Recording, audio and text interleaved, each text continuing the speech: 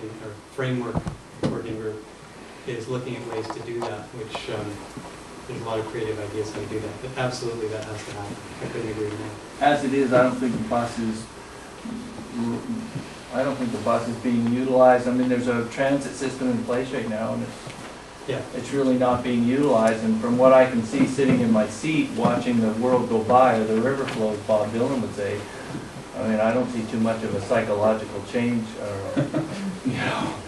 Yeah, fair enough. But part of the buy-in to any of this, even into sustainability itself, is to start thinking differently.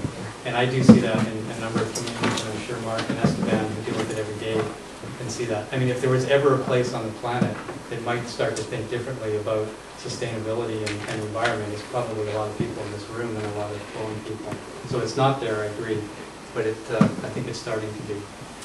The second point about more people means more cars, that's not true. More people in a dense configuration, especially next to a service like ferry, actually means less cars. And one statistic to back that up that you may be shocked to hear is that Vancouver City has added, I don't know exactly how many units downtown, but I believe there's now 80,000 people living downtown, almost a doubling in the last 15 years. The amount of cars entering the downtown core have gone down 50%. So there is, and this is just one example worldwide.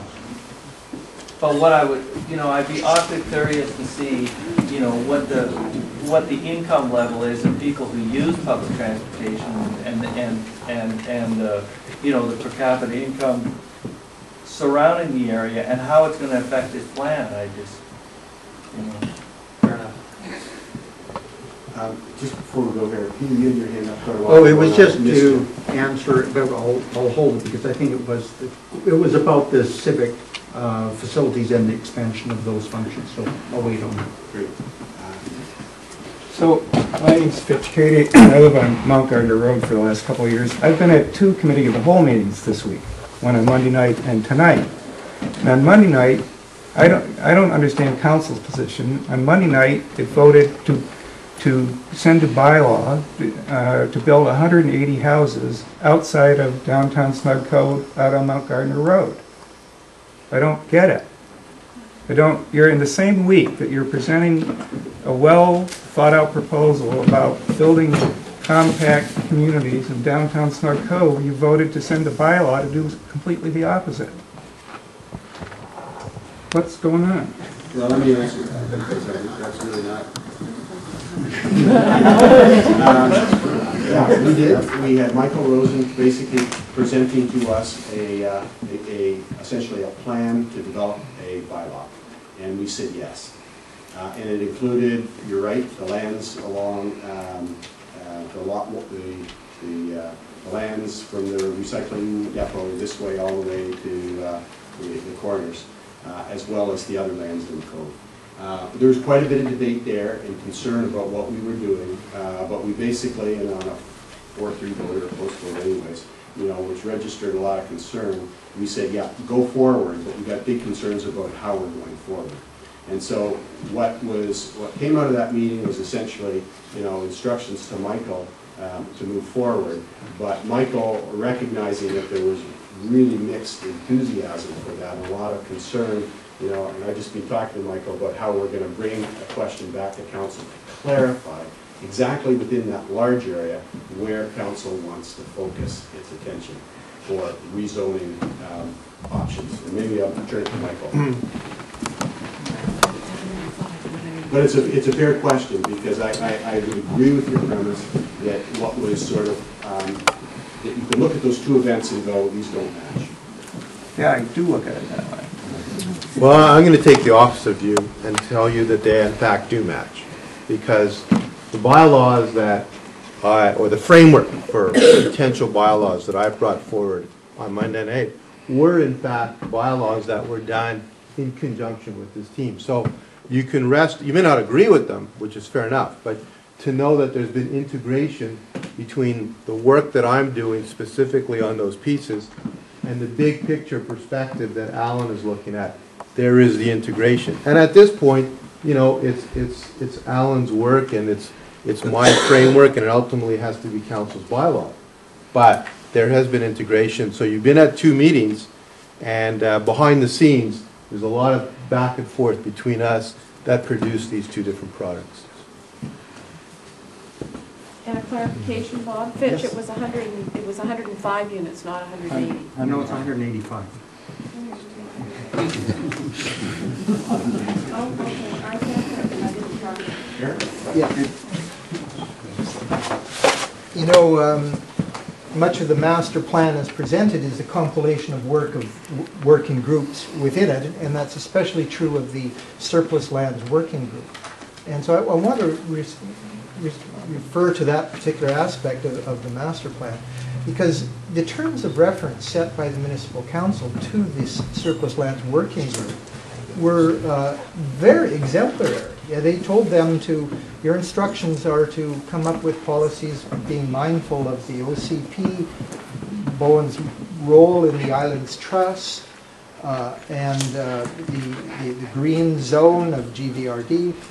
And of course that included the Snug Cove Village Plan, which is part of the OCP, and it was created as a hard-fought compromise in the year 2006, just before this council was elected. That is official policy, the Snug Cove Village Plan.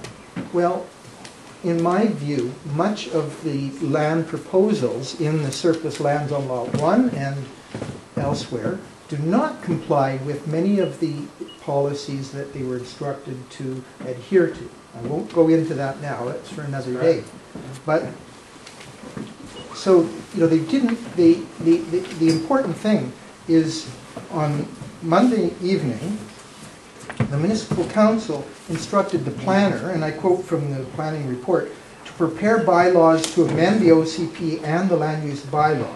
The proposed bylaw amendments will be considered in the context of the proposed Snug Cove master plan. Well, the master plan, in the planner's own words, is the consultant team's vision for Snug Cove and not that of the municipality or council. I should add also not the vision of the people of Bowen Island, because it hasn't even come to proper due process, public hearing, and official acceptance as policy. The policy is the Snug Cove Village Plan.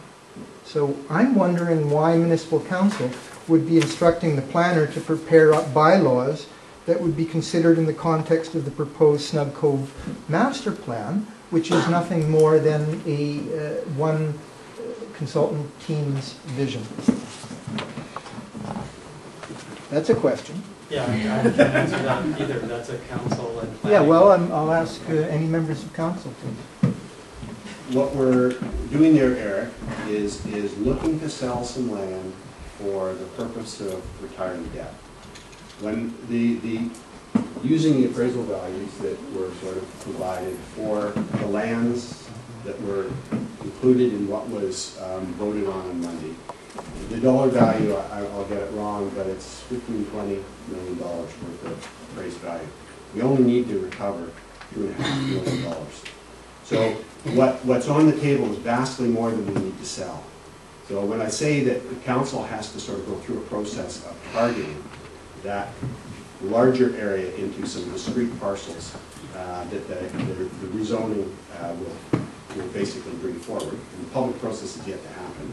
And the rezonings are essentially, you know, can include OCP amendments and amendments to the land use bylaw.